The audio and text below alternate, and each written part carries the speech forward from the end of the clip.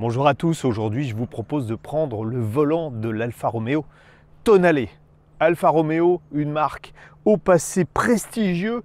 Je vais vous dire d'ailleurs, je suis un vrai aficionados de ce passé prestigieux, mais il faut reconnaître qu'elle a connu des hauts et des bas. Elle fait désormais partie du groupe Stellantis, mais ce Tonale, qui est un SUV de la catégorie du Peugeot 3008, a été conçu avant le mariage FCA PSA. Il ne profite donc pas de la base technique très réussie du Peugeot 3008, mais de celle du Jeep Compass, un cran en dessous malheureusement.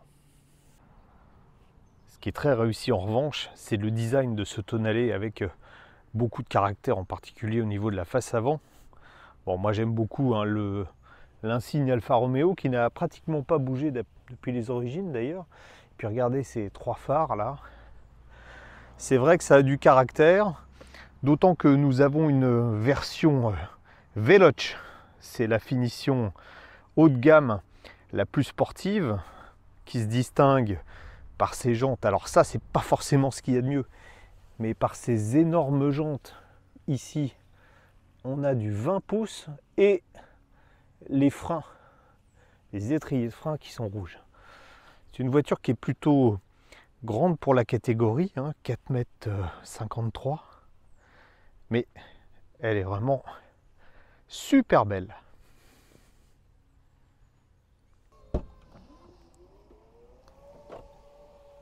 C'est une voiture assez longue et elle a un grand coffre, 500 litres dans sa configuration maxi. On peut remonter le plancher là, vous voyez, hop, comme ça, pour avoir un plancher plat lorsque on rabattra les sièges.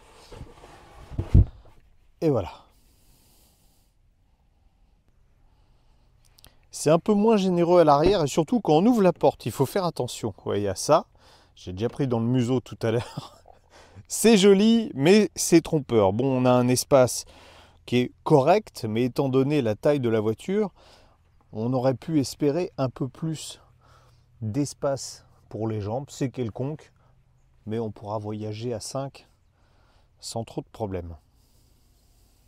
Personnellement, j'ai été séduit par le style extérieur et peut-être plus encore par le style intérieur qui reprend vraiment les codes de la marque, les codes historiques de la marque, en particulier au niveau du tableau de bord. C'est joli, c'est bien présenté, vous allez voir, il y a des détails qui tuent. Le premier, c'est celui-là. Quand on met en route la voiture, on a la calandre qui apparaît dans les compteurs. C'est vraiment très chouette. Et vous allez voir, il y a autre chose que je trouve extrêmement bien. Alors j'ai été un petit peu déçu au départ parce que quand je suis monté dans le véhicule, il y avait l'affichage, voilà, là ils viennent de changer, il y avait cet affichage là, donc un affichage, on va dire, Stellantis, avec le contour qui va dans l'autre sens, mais l'honneur est sauf, puisqu'on peut remettre, alors soit on peut éteindre les compteurs, soit remettre des compteurs à l'ancienne, et franchement ça c'est superbe. En plus il change quand on passe sur sport, vous voyez, et là on retrouve les compteurs des Alpha sportifs des années 60, 70, c'est superbe. La qualité des matériaux est assez flatteuse, je ne sais pas si on va se rendre compte. Ici on a un bandeau qui peut être éclairé, dont on peut changer la couleur, je l'ai laissé en rouge. Ça va très bien une Alfa Romeo. L'écran central dernière génération est lui très réactif, beaucoup plus d'ailleurs que sur d'autres modèles du groupe. Voilà. Et puis on a conservé, ça c'est devenu une habitude maintenant, elle est plutôt bonne, on a conservé des touches physiques ici pour la climatisation. Ce petit bouton vous permet de régler les modes de fonctionnement. Alors on peut avoir un mode tout électrique, mais vraiment pour rouler quelques centaines de mètres, voire 1 ou 2 km au maximum, le mode hybride normal, et un mode sport qui va me faire utiliser les deux moteurs avec un réglage ici, un réglage double de suspension, souple ou dur. C'est pas une suspension active, mais on a deux réglages qui sont disponibles.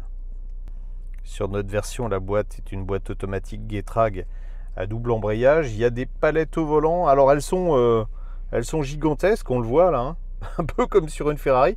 Le problème, c'est que quand vous conduisez, que vous décidez d'attraper le clignotant, une fois sur deux, on attrape la palette des vitesses au lieu d'attraper le commodo. À signaler, parce que c'est rare, le support de téléphone, donc avec chargeur induction, est particulièrement bien situé, puisque ça permet de voir son téléphone sans trop quitter la route des yeux.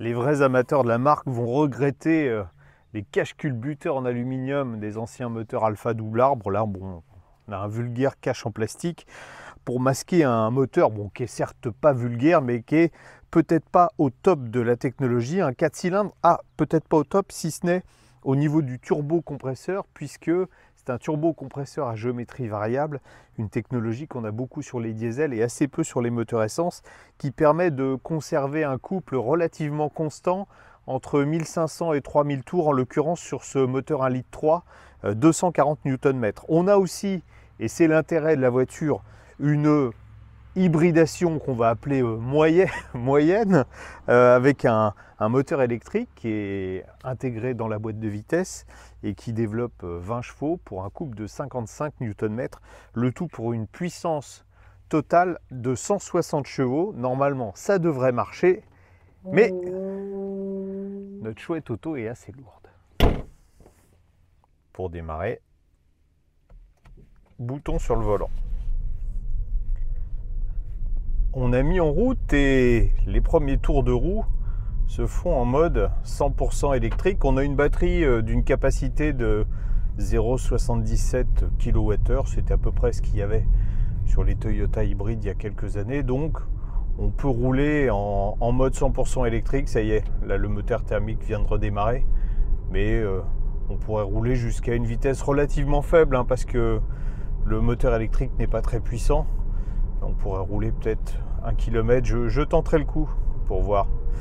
Voilà, on est passé en mode hybride avec les deux moteurs qui fonctionnent de concert à rythme gentillet. C'est plutôt pas mal, même si la transition entre les différents modes est moins fluide qu'avec d'autres systèmes.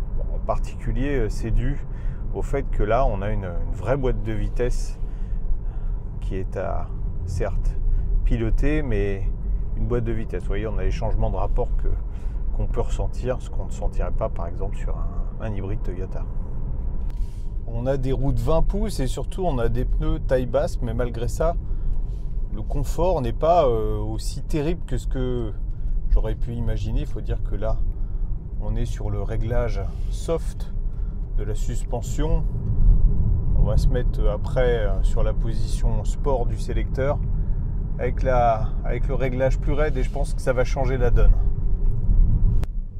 On va passer en mode sport.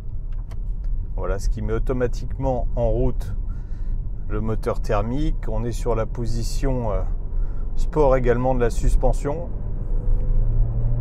Alors ce qui n'est pas du tout alpha, c'est le son du moteur. On est loin de la mélodie des anciens 4 cylindres et des V6 Alfa Romeo. Là, c'est presque miséreux. En revanche, le châssis, qui a beau être un châssis de Jeep Compass, a été retravaillé complètement par les ingénieurs Alpha. C'est plutôt pas mal, mais la voiture souffre d'un poids assez conséquent, 1600 kg.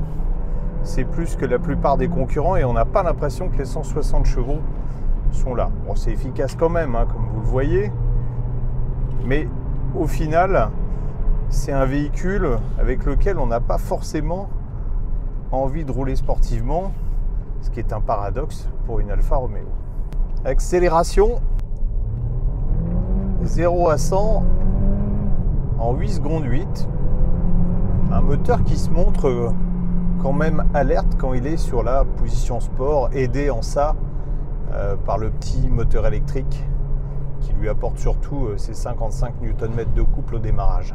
Ce qui est dommage également, c'est que la direction elle est plutôt bien en mode sport, alors qu'en mode normal, je vous ai dit, on n'a pas envie de rouler en fait en mode sport. En mode normal, l'assistance est un peu trop importante, et ce qui fait que on a un ressenti au niveau du volant qui fait pas très sport. En revanche, ça sera agréable en ville.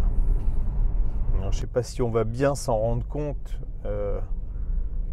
Mais vous voyez, on a en fait le fonctionnement hybride est quand même assez saccadé. Il y a pas mal de travail effectué entre... On voit là au milieu du tableau de bord, on voit le fonctionnement des deux moteurs électriques. Là voilà le moteur, enfin des deux moteurs, du moteur électrique et du moteur thermique. Mais les transitions sont pas très agréables. Pourtant aujourd'hui, la totalité, la quasi-totalité des modèles hybrides proposent des transitions entre les modes qui sont imperceptibles. Donc là il y a, messieurs de Stellantis, il y a un peu de boulot à faire si vous gardez ce système-là. 110 micros d'ambiance dans la voiture, sur voie rapide, on est à une moyenne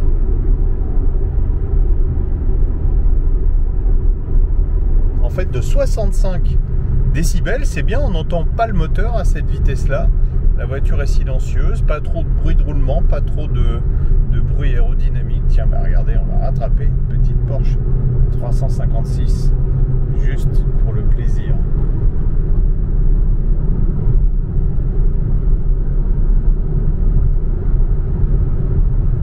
J'ai roulé sagement, à part une ou deux accélérations, puis une petite portion à 110 km/h. Et la consommation moyenne s'établit, vous le voyez, à 6,4 litres au 100. C'est plutôt mauvais dans la catégorie. Un hybride Toyota équivalent, par exemple, ferait à la même vitesse largement 1,5 litre de moins. Donc, alors, de dire que l'hybridation ne sert à rien, je ne dirais pas jusque-là, mais on a fait que la moitié du chemin chez Alfa Romeo. Est-ce que le Tonale marque la renaissance d'Alfa Romeo? Je serais tenté de vous dire oui et non. Alors oui, en ce qui concerne le design, aussi bien extérieur que intérieur, on est parfaitement dans l'ADN d'Alfa Romeo. Pour le reste, c'est quand même plus mitigé. La mécanique est très loin des mécaniques pétillantes qu'on connaissait sous le capot des Alfa autrefois. Et si on veut lui donner un caractère écolo, elle n'a fait que la moitié du chemin encore une fois, puisque le système d'hybridation n'est pas une hybridation totale, il n'est pas d'une efficacité extrême non plus. Il aurait fallu, et c'est là que l'espoir est permis, il aurait fallu une plateforme différente avec des mécaniques différentes, et le fait que Alfa appartienne à Stellantis, je pense que ça va pouvoir améliorer les choses. En espérant que la voiture restera à des tarifs acceptables, cette version haut de gamme sportive Veloce est vendue 44 900 €, donc aux alentours de 45 000 €. C'est pas excessif, d'autant qu'elle est garantie 5 ans ou 200 000 km.